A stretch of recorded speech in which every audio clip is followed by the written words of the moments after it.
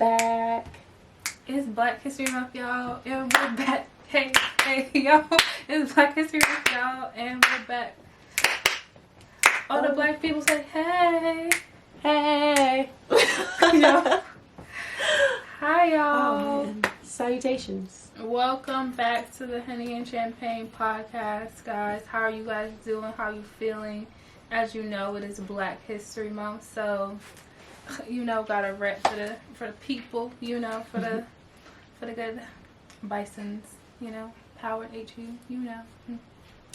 I didn't go to an HBCU, but for those of us who attended PWIs, repping for y'all. I mean, ain't nothing wrong with y'all. You were in the Black Student Union, that counts. Yeah, we tried to organize on campus. So, but yes, it is Black History Month, and this is that. I mean, we Black 365, but this is that one time of the year where we really get to be extra Black. At least that's how I see it. I don't know. I can't speak for everybody else, but I get a little darker. The melanin definitely pops a little bit more. The attitude, the rise in blackness. I don't know. I feel like black people are extra already, so it's just a time for us to just quadruple it, really, like you said. Yeah, this our month. Yeah, but today's topic is a bit more serious. Last week I don't want to say we were joking around, because we weren't joking around, but we weren't as serious. But today's topic is a bit more serious. This is a bit more personal for us, I guess you could say.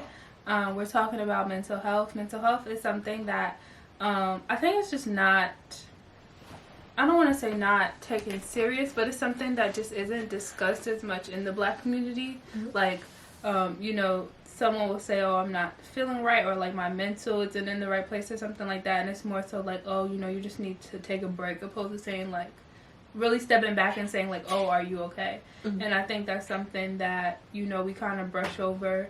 And you see so many people like committing suicide, or like in mental hospitals, or, just having mental breakdowns because they don't really take that time that they need, or they don't even have the time that they really need to take that time. So I think it's something that is, again, just something that's overlooked within the Black community. 100% would agree with you. Too often, I just hear people telling people, like you said, take a break, or girl, just pray it away. Right. Or, we don't do that. We don't seek counseling. We don't do therapy. We rely on ourselves. Mm-hmm. You pull yourself up by your bootstraps. I cannot tell you how many times my mother told me as a child, to pick myself up, dust myself up, and pull myself up by my bootstraps. And I'm looking at her like, these are Converse. These aren't boots. These are Converse, and I'm sad. Sorry. But yeah, I 100% agree with you. There's definitely this stigma that surrounds young African Americans and older African Americans when it comes to mental health. It's like taboo. We don't talk about it. And if we do talk about it, it's just so-and-so is crazy. Leave it alone. Right. Like, it's just something we kind of sweep under the rug instead of addressing fully. No, I agree.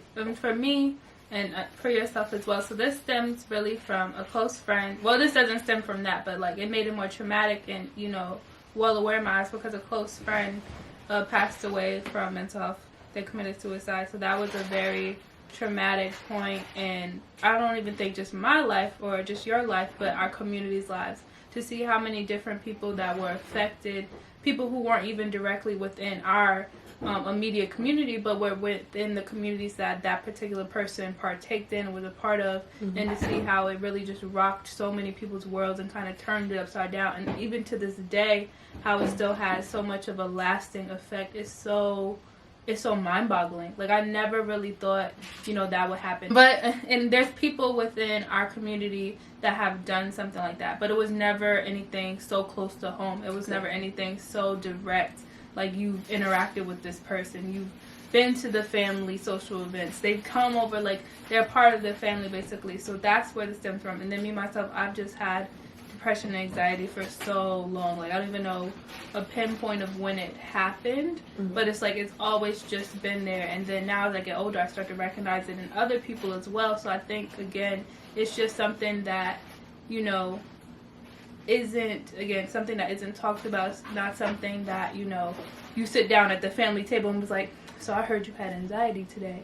How'd that go for you? Like, it's not like something like that. It's more so like it's literally overlooked. Like, you don't sit there, like you said, pull yourself up by your bootstraps. I'm 12 years old. Like, I don't know how to pull myself up by my bootstraps. I barely know how to tie my Snickers. What are you talking about? And you want me to pull myself up by my bootstraps? So it's just, it's an overwhelming experience. And I feel like for myself, it made me realize how everyone reacts to it so differently. Like, some people are a bit more aware. There are people in the Black community who are well aware of, you know, mental health and the need for that. But then there's so many people who just aren't. And it's almost like, is it our fault, or is it because we don't necessarily have that many psychiatrists and psychologists and other people that we have access to as a resource to sit there and really go to? Or is it something that, you know, we should really be dealing with within our homes, you know? To be very honest with you, I feel like it's a mixture of the three. For me, because I know the history of Black people within this country and how we were basically disenfranchised, like there were a lot of things that we weren't allowed to do, a lot of things that we weren't allowed to learn about. So when I sit and I think about it, like I said, when I was growing up, there was no, oh, she's manic bipolar, or oh, he's depressed. They have social anxiety. No, it was just that person's crazy. You know, they got issues. Don't bother them. They won't bother you. Yeah. So I feel like the lack of knowledge, the lack of education when it comes to the topic of mental health, plus the lack of resources. Like you said, I don't know that many Black psychiatrists and therapists. The therapist that I had, I was fortunate to find her, and she was African American, and I was comforting because there are certain things that you don't necessarily feel comfortable opening up about to certain people. Right. So, like you said, the lack of that presence within that field, and then on top of it, it's scary for everybody, I think, to admit that there might be something wrong. I remember when I was growing up, we would, you know, you'd stand there watching TV and the commercial would come on and it's like, for those who are battling anxiety, depression, blah, blah, blah, or bipolar, there's this medicine that you can take, and you sit there and they list all the things that it will do for you, but then the side effects come in and it's like thoughts of suicide, the tendency to run into oncoming traffic. But like, I'm like, what do you mean? Like, on top of being sick with this already, now you take this and it will probably increase your chance. Right. So it's so much that ties into it. And I think the fear is the greatest of them all, because when you go to somebody and you say, hey, I think that there might be something wrong, you don't know how they'll react. Yeah. And it's unfortunate because there are people who truly desperately need help, but they just don't know who to contact. Yeah, and to your point about the medicine, I'm really thankful to have had like my mom in my life, because she was really big on making sure that we didn't necessarily run straight to the medicine, because she's very holistic. So I'm very thankful for that. But then, like you said, even when, you know, I have a cousin, he has ADHD, and, you know, for some people that's considered a mental problem, but for him it's just something that is a part of his life. And I remember when it first, you know, he was first diagnosed, automatically they jumped to, you know, medicine, feeding him all these different things with all these different side effects. And my mom was like, no, like, how do we sit here and deal with this problem, or, you know, not even this problem, but with him, and then how do we sit there and go about it without doing medicine? Because like you said, like, that's the first thing that people want to jump to, because it's, for me, I think it's just more so of an easier solution. Like, oh, I don't have to deal with you. I don't really have to sit here and see, did this diagnostic stem from something else? Or, you know, was this, like, genetic or something like that? They don't have to necessarily dig deeper and really help you as an individual to learn how to live with it. They're just like, oh, we'll give you this medicine so you can more so cope with it. So with that particular situation, my aunt really took the time to sit there and figure out, okay, let's be patient. Let's, you know, find the right school for him. So it's the same thing with anything with mental health. You have to sit there and take that time, and I feel like we don't have that time as Black people, really, because we're, you know, Black men are always supposed to be hustling and providing. Black women are supposed to be taking care of the kids. We're supposed to be doing this, that, and the third. So it's like, when do we really have that time, even if we don't necessarily go to the drug route? How do we sit there and deal with it and really deal with it? And when I say really deal with it, I mean taking the necessary time, not taking, a week, not taking a day, like really sitting there and making time to meditate, to sit there and, like you said, go to a therapist when you have that resource, to sit there and journal, sit there and talk to other people that you do feel comfortable doing that. Like, we don't necessarily always have that privilege, let me say that opportunity to really sit there and do that. And for me, I didn't really have that privilege because it was like that situation happened, then I had to go to school, then I had to figure this out, then it was everything happening at once, so I didn't have that time to grieve. And then I remember coming home and then it all just hit me at once. Yeah. And it was like, even then, that wasn't enough time to really take in everything that had happened, knowing this person for, over a decade. It wasn't enough time to really sit there and process, like, this person is not coming back. Yeah. Like, and then it was like, oh, I have to do something else. I don't really have that time. And it's like, I don't really have, like you said, finding someone who looks like you that can relate. I think that's something that makes it even better when you do find a psychiatrist or a therapist, to find someone who looks like you, so they kind of understand the background that you're coming from. Because when you have, it's nothing wrong with having doctors of other nationalities. That's totally fine, because I'm not going to discredit you just because you're Caucasian, Asian, Indian, whatever, that you're not good at what you do. But same thing, it's just more relatable when you know that I come from this type of background, because you might have had the same exact traumas that I have had. Exactly. So for me, not having those things really made a difference, and it caused myself to really, seek those different things, to meditate, to sit there and want to find a psychiatrist, specifically a black woman that looks like me, to find, time to sit there and journal, find time for myself, to really take care of self-care more than just doing masks and, whatever, but really sitting there saying, what's going on with me? Like, how do you work through this? So it's really no right or wrong way to go about it. But I feel like with black people, we've never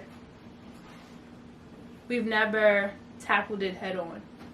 It's more so like we'll have these conversations, but in our individual households, it's not something that's talked about. It's more so, I think it's more so our generation that's making that pivotal turn to sit there and make it seem more of an issue, and letting go of that stigma that it's not a problem when it really is. And I'm thankful for us, but it's going to take more than just us. It's going to take our parents, our uncles, our whoever, like the older generation and the younger generation, if we really want to make that overall pivotal change. 100% agree. I was going to say that, like, it's really the younger kids that I see that are like, no, we're talking about this. And to get back to your first point, we're always, where you mentioned, like, the men are always hustling and the women are always doing this, that, and the third. We are trained, I don't care what race you are, we are trained to keep going. It's like, if you take a break, if you try to consider yourself self-care, whatever, you are being selfish in some people's eyes. And it really takes a toll on you mentally, whether it's like, my job is stressing me out, or I'm taking care of the kids and I'm a stay-at-home mom or stay-at-home dad, and it's overwhelming because my partner isn't here to assist me, and there's Jimmy has a cold, and Sasha, she doesn't want to go to school today, and like, you have all these things going on. Like, we really don't take the time to really sit down and say, I need a break, or I need help. But getting back to the generations that are actually trying to make that pivot, the things that I see online today, I would have never seen online growing up. Like, no, the way that people, like, proudly display, like, just, and it's kind of like weird for me, because some people, you can tell when they're just, I guess, doing things to get attention. But the way that people will get on and say, hello, my name is so and so, and I have X, Y, and Z. This is how I cope with it. These are my techniques. You can try this when you feel this way. You can try this when you feel that way. The way that they share tips, the way that they explain, today was a bad day, y'all. I didn't get this done, I didn't get that done. And then you see in the comments, it's like, well, that's okay, because you did your best. There's this quote that I keep saying, and it's like, if all you did today was survive, then that's all that matters. And I'm just looking at these people like, what? This is a thing? People are accepting if you don't complete the 1,000 items on your to-do list? This is Like, literally, I just sit there and I'm like, why didn't we take this approach when we were growing up? Right.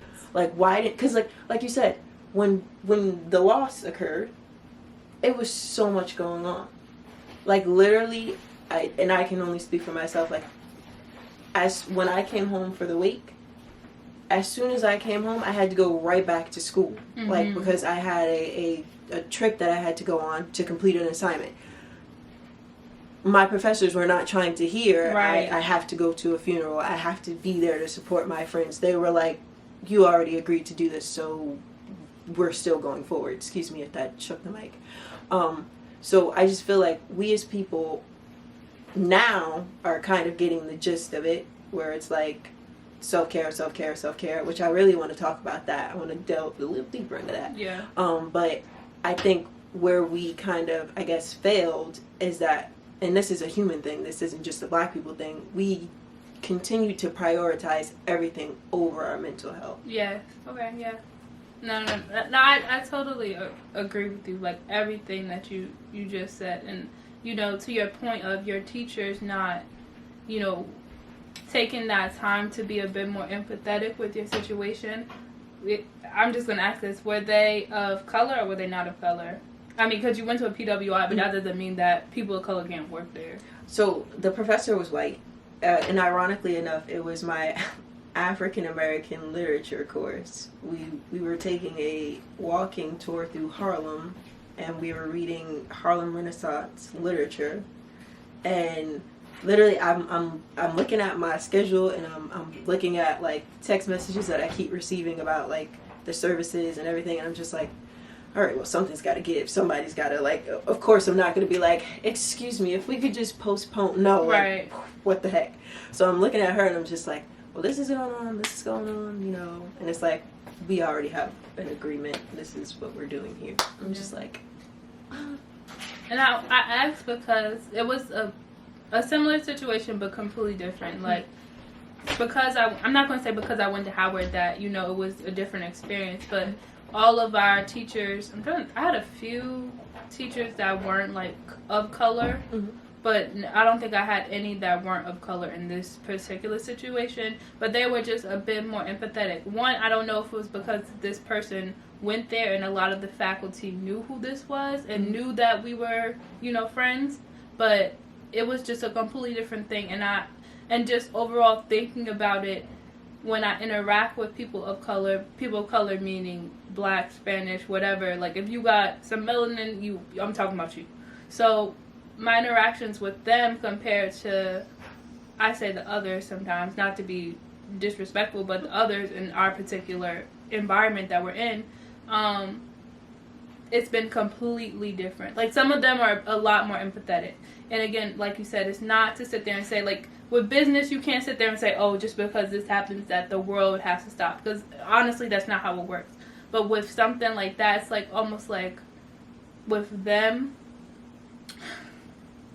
it's never any consideration other than business.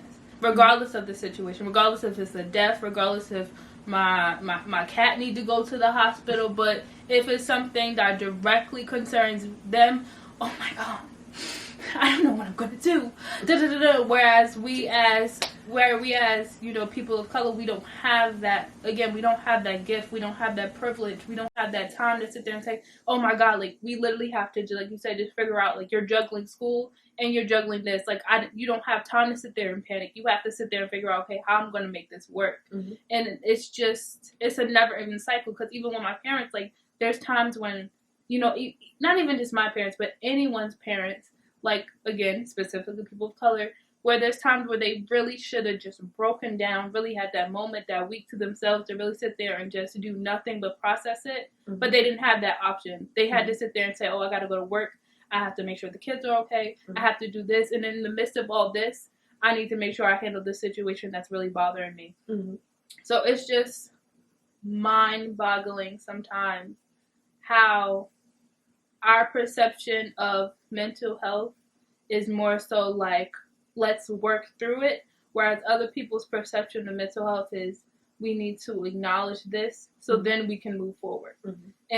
And I remember listening to a podcast I love Kadena Duval's Dead Ass podcast, and they had a black psychiatrist that came on, and she basically said the same thing, how people of color, their way of thinking about it, again, is navigating through it opposed to specifically navigating that particular situation. Mm-hmm. So to your point, like, I feel like we always have to juggle something in our lives. Mm-hmm. It's so hard to sit there and say, oh, I'm going to take a month off just to sit here and go to the spa and, you know, I'm going to take my time. I'm going to set up some sessions with so-and-so. And we, again, it just, again and again, like, we just don't have that privilege. And it's almost exhausting to keep saying that, but it's exhausting to live through. Like, it's just sad.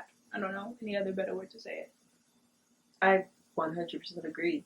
It's when you sit and you think about it, and there are things that we experience on a regular basis. And my brother, I don't know if he was joking or not, but I've heard this on more than one occasion. So we were talking about, you know, in a black household, more often than not, they discipline their kids. Mm-hmm.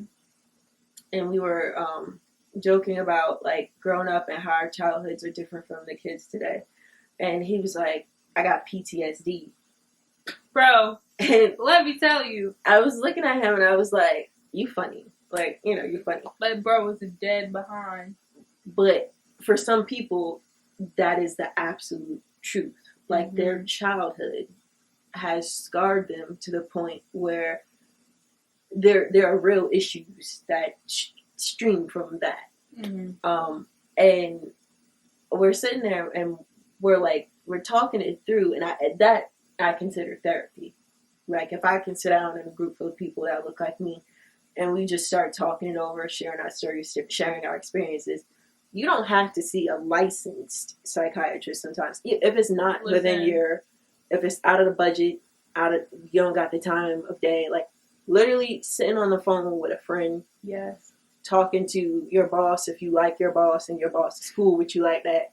You know, like, stop the mailman if you have to. I'm screaming. Like, there's sometimes if you just flesh it out, you vent it out, it hits so different, and you walk away from it and you just like, oh, I got it off my chest. Mm-hmm. Like, even with prayer, for me, I was about to say that. Mm-hmm. I'm the type of person, I have a very set way of praying. You know, I hit you with the now leave me down to sleep. And then I go into, I thank you for waking me up this morning, Father, you know. And then, you know, I have my little moment of thanks, praise, you are omnipotent, you know, I go into that. And then I go into my little asking portion. Right. Yeah. Okay? But there are some days where I'll be like, God. Thank you. That's all you got. Like, and not even that. It'll be like, when I tell you today, like, you was there, you saw it, you know what I dealt with. But when I tell you today, like, and I'll just have like a very informal conversation. And I at first I'm like, you gotta chill, remember you talking to God. But I'd be like, if I don't get this off my chest, I don't know what's gonna happen. Mm. So for me, like, just going back to what my brother said, there's a lot of traumatic instances in our lives that people cannot relate to. Mm-hmm. I think when you were talking, like, more so towards the end, I thought about a verse in one of Meek Mill's songs where he's like, well, if your mama on crack and your daddy in jail, who gonna babysit?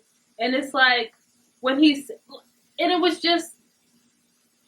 like, it's true. Like, honestly, like, these are the things that they go through on, like, it's one of those things, like, if you don't understand, you just don't understand. Like, if you don't relate, you don't relate. Mm-hmm. Like, I can't say I necessarily relate to that, but that doesn't mean I don't see it. That doesn't mean that I don't know someone else who's been through it. Mm-hmm. Like, and it's almost like, well, Sasha, you know, her daddy in jail, her mama at work, we just gonna go over there after school because in your head it's like, oh, we just going to chill. But Sasha is probably going through a bunch of different things that we just don't know, and we're just seeing this as an opportunity to chill because it's one of those things that's just standard in the Black community. Maybe not in your particular community, but there are communities where it's just like, it's just an opportunity. And then to your other point, like, we have those quote unquote hood therapists, whether you go to your your grandma because, you know, she's the only person that you have, whether you go to an aunt, whether you call a friend that you trust, whether you talk to your favorite cousin, like whoever. We have those quote unquote hood therapists that we talk to who allow us to have those moments of release because we don't have those opportunities. And then we have all these different traumas. And, you know, this goes to another one of our topics, like for the traumas that are passed on to children, we have to understand that those traumas come from somewhere. They don't necessarily come from you, but they may come from your parents. They may come from your parents' parents. And it's like, you have to, I think, again, going back to our generation and the younger generation, we're taking it on ourselves to sit there and say, okay, we about to cut this out. This is not about to continue to be a generational trauma. This is about to stop with me. And I feel like that's why we also go through so much, because we take on so much because we don't want to continue that. Like, that's not an easy thing to do, to sit there and say, I'm going to stop the mental traumas. I'm going to, you know, be the change in my family, especially when you're only 13, 12, 20 some years old. Like, that's a lot to take on for stuff that's happened for 50, 60 years. And to sit there again and find out the origin of that, like, who did it start with, or why are we still doing this, or, you know, this caused this to happen and that caused multiple chain reactions. It's so easy to overlook it, again, if you haven't experienced it or if you haven't seen it. And I think that's what makes this particular topic so sensitive to so many people, because it doesn't always stem from, you know, something genetic or, you know, one experience. It's multiple things that have happened around you, and then things that may not have happened directly to you, but you've seen it, or things that, you know, have just, again, been passed on to you. It just makes it that much more of a challenge to handle. And what did Tupac say? Have you ever looked at the rose that's grew through concrete, or however the line goes? Like, we are that. We are resilient. We have been bent but not broken. Like, we have managed to do so much with the little bit of tools that we've been given. And I just want to say shout out to everybody that's like made it thus far without having that kind of support, because it is hard. It is so difficult. And for me, and like Talia said, I was fortunate to have a mom who didn't automatically jump to medicine, or didn't automatically like write me off, or you know, kind of just push me to the side, or like, oh, I'll pray for you, and then kept it going. Like, she was one of those moms, not only to me but to other people around. Like, if she saw somebody else's child showing signs of something and she knew what she was talking about, like, she was willing to share. A lot of people don't have that, and I commend you all for still sticking in it, because some days, y'all, it is difficult. So, claps to y'all. No, you hit it on the nail. Like, your mom was willing to share, and I think with society now, with us all being independent, with us all, you know, trying to sit there and build our empires on our own, like, it's very easy to sit there and, you know, me myself, sometimes I'll be in my own world. I'm like, all I have is me, all I need is me. But sometimes you need those people in your life who are willing to share. Like, you learn more and more as you go along life that God speaks to so many different people in so many different ways, and you may not have even thought you needed to hear something or be around a particular person in that moment, but He strategically put that person or that thing there for you to understand, for you to learn that. So, like, you have to have these specific people in your life in order for them to share what you need in order to grow. So that's why I'm so thankful for, like, again, like, you guys, and, you know, being able to expand my village to meet different people who've exposed me to different things, who've allowed me to open my mindset, who've allowed me to sit there and say, you know what I've been going through isn't necessarily right, and I have to challenge it if I want to see a change. And not challenge it, like, disrespectfully, because, again, Grandma wasn't about to let you just talk her out of line. Like, that was not about to happen. Like, you still baby, so baby is going to sit in the corner. Baby ain't getting up out the corner, okay? So you still have to, you know, come at it respectfully, but I think it's very important that we stand within what we're saying. And again, that's something that's so hard to do within the black household, because, again, there is a level of respect. Now, not all y'all are respectful, okay? Because some of y'all, I don't know. That's like, I ain't going to say I'll never, like, challenge my tone or my voice hasn't raised, but there's certain things I know never to try. So, let me say that. But, like, there's a level of respect that you have to have in the household, especially when you try to challenge black men. So, specifically, for me, challenging my father is more so, like, in his head he thinks I'm challenging his dominance. Whereas most so, no, I'm challenging this because I recognize this as a problem, and I don't want this problem to continue. So you have to, again, it's one of those things where you have to navigate it. So, you know, a change is started, but it's not necessarily like I'm trying to sit here and call you out or, you know, make you seem out to be a bad person. It's just, no, like we have this bad behavior that's happening that we need to, again, recognize because it's bothering me mentally. And I think, you know, for the people who are doing it at a younger age, I really applaud you because, again, you weren't supposed to step out of a child's place. So you sitting there saying, oh, you know, this is really affecting my mental. They're probably like, girl, you only 12 years old. You only 8 years old. What you know about, you know, stress and all that? But again, like, if you're in those particular environments, if you are, you know, going through different things, it goes back to our previous conversation. What happens outside the household is outside the household. So just because y'all are acting one way at home doesn't mean I'm not having problems outside of the house.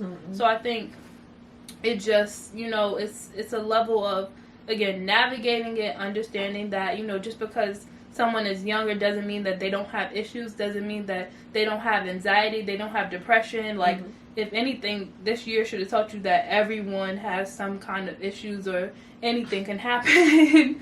So I think, again, for us, it's about navigating it, having that courage, again, like you said, to challenge it. But then, you know, again, facing those challenges of where you're supposed to always be in a child's place and, you know, be respectful of your elders and your parents, and it's about, you know, figuring out how to tackle that and then tackle your mental health. The point that you just made, like, when I tell you, in my house we always, like, Glenn would call us the chippers because he said everybody has a chip on their shoulder. So we were the chippers that ate 65 crew. And like, and what we'll do is my siblings and I will be talking and it'll be like black parents. And my mom, after a while she got sick of it, so she'd be like, black kids. I'm screaming. And we'd be sitting there and we'd be talking and it's just like you said, when it comes to making or bringing the conversation to an adult, whether it be your parents or your grandmother, your aunt, they always, and I won't say they always, but there's always the chance that they will take it as being disrespectful.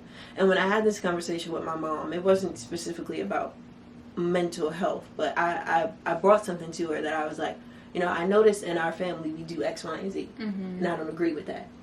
And it was like the conversation went left because in her mind she took it as I did the best that I could with what I had. Right. And now you're telling me that my best was not good enough. Yes. And that's a line that I've really, not teeter on, but it's like, it's such an easy line to cross in some people's minds because it's like, if you're a single mother and you got 4 jobs that you work, and I'm exaggerating here, but I'm sure someone out here has done this. You working all your jobs, you raising your kids, you trying to keep the lights on, put food on the table, or even a single dad, you know, roles reversed. If your child comes to you and they're like, you know, so-and-so, mom, dad, I feel like growing up, you could have done X, Y, and Z differently because now what has resulted from that is I can't do this around other people. I don't feel comfortable in this setting. Mentally, it's done this to me. They're going to be looking at you like, you had food, didn't you? Right. You had a roof over your head, clothes to wear, you didn't want for nothing, and if you did, we made a way to find it. So what are you complaining about? Right. And it's like, I'm not complaining, you know. I can't speak for everybody. In that case, I wasn't complaining. I was just trying to explain to you that this did blah, blah, blah, and it resulted in whatever. And it's difficult because, like you said, I can't talk to my dad about this stuff. The conversation will either get shut down immediately, or it will turn into him yelling at me and me shutting down. So mental health and me saying, you know, well, this triggered this for me. That literally the word triggered will trigger him. Exactly. So it's like we really, really, really, and I don't know if there's a class that anyone can teach on this. Maybe they've done it and it's been successful for them. But just learning how to have those conversations where both parties are open to listen. Yeah. Because at the end of the day, it's a very sensitive topic. It's very sensitive. It's one of those things where it's like you say the wrong word, and now not only do you have what you brought to the table, but now this person has also developed something because of the conversation. A chip, as Glenn would call it. And now everybody's walking around angry with each other because it's like, well, you didn't have to say what you said. Well, you didn't have to do this, blah, blah, blah, blah. We wouldn't be here if you wouldn't have done the blah, blah. And now we all looking at each other like, this one? Sorry, this is why we need counseling now. Right, who throwing hands first. Exactly.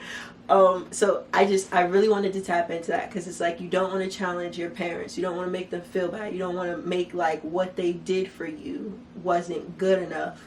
But at the end of the day, some things just got to be addressed. Mm-hmm. So I really like that you brought that point up because it really is like a tightrope. Mm-hmm. And sorry, that's my oak. I'm sorry, y'all. Yeah, but no, I think something that specifically Caucasian and just overall white families do very well that we should take notes from is that they listen to their children. No matter what their child says, and sometimes no matter how their child says it, they listen to what their child, like genuinely listen to what their child is saying, mm-hmm. and then are so, sometimes are very just apologetic and take note to sit there and say, okay, Lisa doesn't like when I do this, or, you know, John doesn't like when I do that. Let me be a bit more mindful. Whereas, like you said, black parents will be like, well, you had a roof over your head. You had this, that, and the third. Like, I don't see what the problem was. And the problem wasn't, you know, all that you had necessarily done and given me. Mm-hmm. The problem was the actions that resulted from me getting that, or what it took for us to get there. And I remember I followed the Sheila Marie. Y'all know, if y'all don't follow her, y'all need to follow her because I love her. She's very good at talking about healing and, you know, having those type of spaces. Mm-hmm. And she made the point of, you know, comparing, you know, black, like in a black community compared to like a Caucasian community specifically, mm-hmm. where, you know, the black person will be like, oh, you know, y'all, I'm about to open a business, and, you know, I'm gonna do this, that, and the third, where in the black people's automatic response are, girl, you're not even good at that, or like, do you even have the money for that, or like, it's a bit more critical and, you know, not I want to say negative, but it's more so, again, just critical. Whereas if you tell your Caucasian friends, that's like, oh man, that's great. Like, you know, you're going to do that. That'll be awesome. Like, yeah, I'll definitely support you. And it's not always the case. Like, you do have people who generally want to support you regardless of what they are. But I just remember so many times growing up where, like, mentally I'm planning this out and I'm excited for it. And the automatic response is, well, how are you going to make that work? Opposed to saying, oh, that would be really good for you, or blah, blah, blah, blah, blah. It's automatically something that is talking about an obstacle that's going to come before I can get there, opposed to sitting there saying, how can we make this work for you? Mm-hmm. And I think that plays such a big role in, you know, children's development. It takes away so much of their creativity, so much of their imagination, so much of their hope. And granted, some people aren't in the best of situations where, you know, hope is, you know, so easily seen within their environment. Mm-hmm. But it's still important to instill that, encourage that in them when they do have that, when they are in those type of situations. Even if you aren't in the worst of situations, but, you know, you have a child, you have whomever, your aunt, your uncle who sits there and is excited about something. I think it's very important, regardless of all your reservations, mm-hmm. to sit there and give them some type of excitement. Honestly, being realistic, saying, you know, it's going to be hard, like, I hope you know that, but, you know, if you need help, or, you know, I know this person, like, lending a hand when it's needed. Mm-hmm. And I think that's not something that is always done, and that, again, plays a role in our mental health, because it's like, do the people around me do not support me? Do they doubt mm-hmm. me? But I think Elon Musk have made a quote that everyone's been retweeting, where it's like, if you need feedback from someone to be an entrepreneur, basically, then you're not meant to be an entrepreneur. And I think that's something that's true within the black community. Like, sometimes we always want to share. We always want to, you know, give our ideas and expect you know, the goodness in return, but not everyone's like that. Mm-hmm. So sometimes with us, again, with specifically with our generation, we recognize this. We're not waiting on anyone else because obviously it seems like no one else may have seen this as a big of an issue as we do. So we're taking it into our own hands. So again, I applaud people who are out there who are doing it on their own and still making the best of their situation, because it's not, like you said, it's not easy to sit there and really want to take control and really want to be in a better mental state. It's not something that, you know, happens overnight. I haven't seen that quote, but I like it. I feel like every week, every time we do one of these podcasts, you bring up one of these quotes. I'm just like, let's put it on the wall, y'all. Let's get it tatted. Let's do it. Something that I really, really wanted to tap into is self-care. Because I feel like a lot of people make self-care to be like this pretty, beautiful experience. Mm-hmm. It's face masks, it's lighting a candle, it's laying on the couch. Yeah, like it's taking a bubble bath. That's not always self-care for people. Listen. Sometimes it gets ugly. Ooh. Like bawling your eyes out. Baby. You know, on your knees, praying and speaking over yourself, breaking chains and whatnot. Like, sometimes it's you sitting in a dark room just processing. Sometimes it's you having to isolate yourself from other people because they're grieving and you're grieving, but the grieving isn't the same thing. So, 2020... if it didn't teach me anything else, it taught me that when life tries to break you down, you really gotta like take a minute to yourself. And that minute may require you being sad.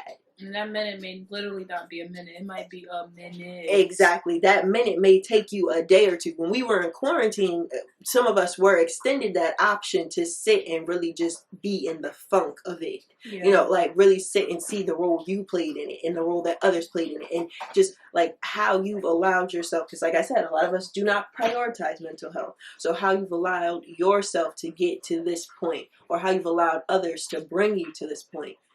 I feel like when we talk about mental health and when we discuss it, a lot of people like to sugarcoat it. They like to, you know, burn some incense and, you know, like, I don't particularly use crystals and things like that, but people will tell you to pull out your crystals and charge them in the sun and realign your chakras. I don't do that. So for me, when I was in the thick of it, I was in the thick of it, and couldn't nobody bring me out of that except for me. I had to rely on me. And for some people, they could do that. For some people, they have that support system. They got those prayer warriors, the people within their community that are knocking on the door, checking on them. I know some days you have off days. Let me just see how you feeling today. It can really take a toll on you and have you feeling like you're not going anywhere. But sometimes when you sit and you simmer in it, that's where you find that breakthrough. I don't know if I'm talking to somebody or myself, because let me tell you, like these past few weeks, I've been sitting here and I'm just like, what is life? Like, so for me, when it comes to mental health, I feel like you really cannot sit and force everything that you do on other people, because that rainbows, butterflies, bubble baths mentality will not solve everything. It's good every now and again that you take a glass of wine, read your book, you know, you and the cat sit on the chair and y'all talk about y'all day, however you and your pets you know, interact. Exactly.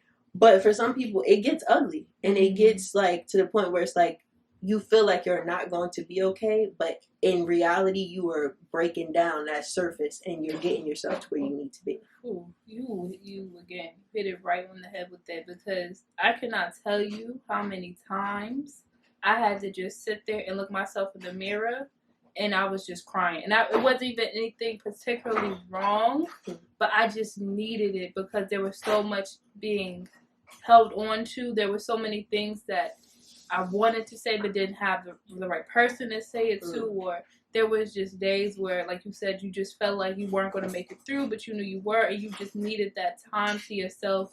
And it was screaming, it was crying, it was writing, it was sometimes, you know, just having a glass of wine, sometimes just going to sleep. It's so many different phases to it. Like, there's really no right or wrong way in going about it, but it can get really ugly. And I feel like like you said, some people try to sugarcoat it and make it seem like, mental health is so simple to tackle. And it's like, you don't know what someone has gone through until it's come out of their mouth, or you can blatantly see it, whether it's, from marks on their body or, just recognizing their behavior. Like, there is no person who's gone through the same exact thing, unless y'all twins conjoin at the hip or something like that, or, y'all brother and sister and y'all lived through it, whatever. But there's really no right or wrong way. And I think so many people, specifically the Black community, brush it over because the traumas that they're going through are normalized. It's no longer viewed as a trauma anymore. It's viewed as, this is my everyday life. Like, you ducking down to not get shot is not normal. You sitting there, worried about such and such coming home to touch you, that's not normal. You sitting here, worried about whether you're just going to make it home at night, or whether you're going to sit there and have food or whatever, or if you're just having a bad day, you feel like you have to work through it, and you can't take that moment to sit there and, just breathe and realize, okay, like, there's so much going on, there's so much good in my life, and, just recognizing that that's not normal. And I feel like, again, we have to, as a Black community, we always have to push through. There's never not been a moment where we haven't had to push through. We have to push through our own traumas. Like, even with the, the Black Lives Matter and, so many protests last summer, so many people were grieving deaths from COVID, deaths from police brutality, deaths from, just everyday life or their own everyday struggles, but we still had to push through it. Like, Black history is us pushing through stuff that we didn't necessarily always inflict on ourselves. We're pushing through stuff that people have placed on us, and now it's like, okay, we have to take control, and we have to sit there and be our own healers and everything, because who else is going to do it for us? Who? Like, being Black already is so exhausting. I was literally sitting there thinking, I'm like, exhausting, but it's so tiring sometimes. And then to sit there and go through what we have to go through on a daily basis, and navigating is the best word. Navigating and figuring out how to handle each situation, so you're not killed for whatever, so you're not cursed out for being too loud, or you're not called whatever for expressing your mind. It's like, bro, so when do we get our moment to sit there and just be ourselves and release all of everything that we need to release? That was Dr. Talia Baker. Stop screaming. The trauma that has been normalized. Oh, no, honest to God, like, you really just, like, what you just said right now, really, really, if I could, and I probably will the next time I get in an argument with somebody, I'm just going to play it for them and be like, now listen to this. Because it's like you said, because it's so normalized, because it's so kind of like ingrained. Yeah.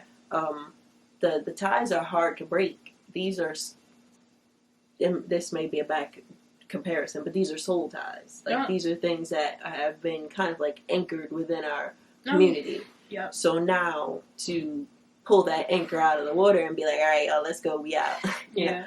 It's definitely going to take some time. It's definitely going to take it's not something that's going to happen overnight. At all. And to the people who expect immediate change or just expect us to let it go, I honestly don't know what to tell either of you. Because one, nothing worth having comes easy, unfortunately. Amen. And then two, we've let it go for too long. So that's no longer in the cards. Just really, really trying to find that bridge between the generations to where it's like, this is what we're trying to do. If you're not on board with it, that's okay, but don't put that on other people to where they won't be on board with it. Right. Again, don't make your problem my problem. Hello. You shouldn't go around, and I guess they could say the same thing about us, but you shouldn't go around trying to make it like healing is a bad thing. Yeah.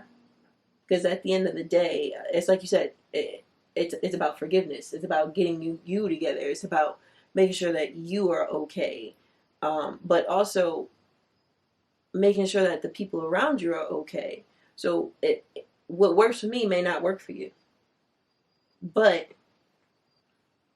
you shouldn't hinder someone or make them feel bad for trying to better themselves. At all. I agree. And I feel like there's a lot of that when you say, "Oh, I'm in therapy.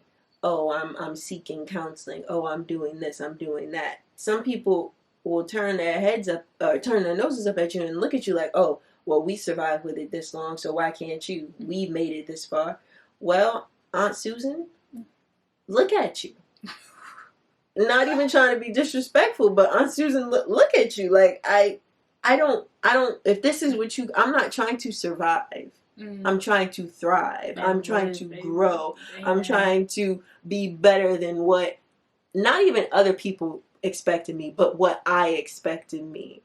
Again, going back into my Christian ties, I was created in his image and his likeness for a purpose that's much greater than to be sitting here sad and down and talking about, we'll be all right one day. No.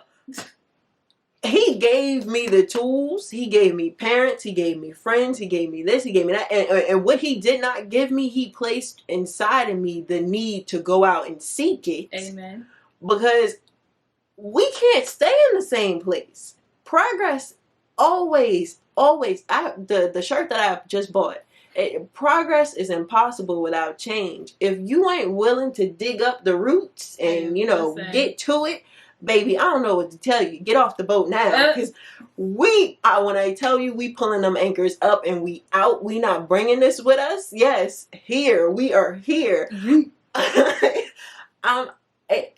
And that's why it pains me so much when I see kids who are like, "There's no point. Yes. This is useless." Oh. Like it breaks my heart, because if I would have kept that mentality, and don't get me wrong, some days I'd be like, "Man, this for the birds. Forget about it. I'm done."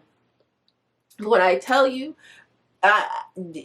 there's something about realizing that this ain't where you're supposed to stop at. There is something greater out there for you. I feel like I don't know. When you look at life and you look at the bigger picture, we too talented, we too resilient, we too brilliant, we are too awesome to sit here and just accept what society has deemed okay because, a few generations back it was acceptable. Mm-hmm. No, we ain't doing that no more. Period. And I feel like this new mental health movement, I am so here for it. When I tell you, if you want to go around telling people that you got this, that, and the third, and this is how you cope with it, baby, tell them, because you don't know whose life you might be saving. Okay. I don't know. I'm in awe of these kids. I think that they're amazing. And even though I personally may not have gone through that, I've never been diagnosed with nothing. I haven't. The information that you're sharing, the information that you're putting out there, that little 10, 15-second TikTok you just posted, I'm about to take that and I'm about to pass it on to somebody who's showing the signs. Yeah. I'm about to take that and I'm going to pass it on to even if you're not showing the signs, you may know somebody that's showing the signs of depression, suicide, bipolar, schizophrenia, things like that. You may know people who are dealing with grief something that they can't shake off of them. And for you to be able to pass that information on, you're doing the Lord's work, in my opinion. Girl. I don't even. I know we're running over at this point, but I can, to your point of just when you see a child and you can look into their eyes and just, it's like the hope, the joy, the innocence that they have the right to is gone. Mm-hmm. It just. I'm really trying not to cry because it really just breaks your heart. Like, oh my God. Like, I don't even have, it's no words to sit there. Like, because people sit there and say, oh, child's laughter is one of the most beautiful sounds. And it is. But when you see a child who has really just been broke, or even a grown person, a grown man, a grown woman, and you can just see them broken. Like, life has really just taken its toll on them, and they've begun to lose hope. They don't have faith. It's just it takes a piece of your soul, especially in the Black community, because especially when you can see so much potential in someone and you can slowly start to see them break down and give up that hope of life, it's scary. Because it's like, you don't want to automatically assume that they're going to take their life. You don't want to automatically assume that they're going to have manic depression. You don't want to automatically assume that, their anxiety is high. But I think when you get to that point of darkness, and again, this goes back to the importance of community, it's so important to have the right people around you to help you pull you out of that.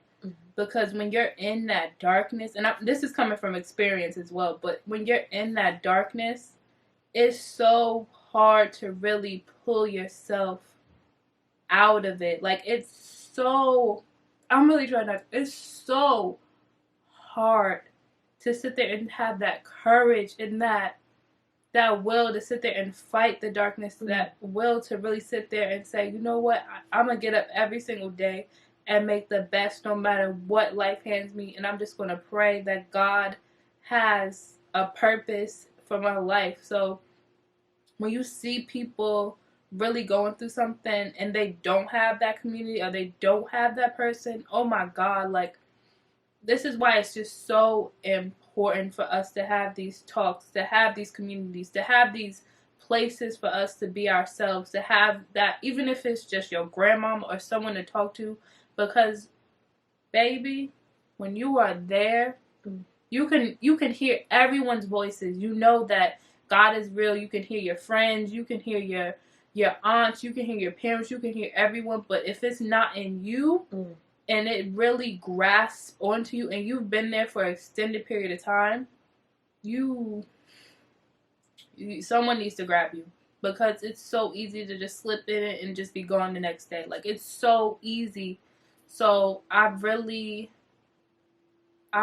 just hope everyone sees the importance in understanding their mental health, and understanding and taking that time for themselves, and understanding and releasing, even if everyone else around you doesn't understand what you're going through, even if people are, discouraging you. I urge you to find the right people, to find the circle that works for you, to call unto God, to call unto whoever that you need to, because it's not worth your life. Your life has so much meaning. This world is so beautiful, and I know right now it's so dark. I know right now there's just so much going on, but this world is so beautiful. There's so many beautiful people still left in this world. So I pray that everyone just gets a grasp and really just moves forward. Cause, girl, you gonna make me get up and hug you. Oh, that's okay.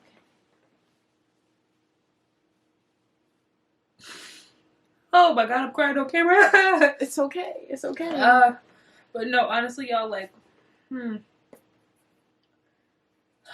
this topic is just it's so much bigger than me. And I just hope if y'all don't take anything away from this, I just hope y'all understand that even if you don't see it as being important, it's very,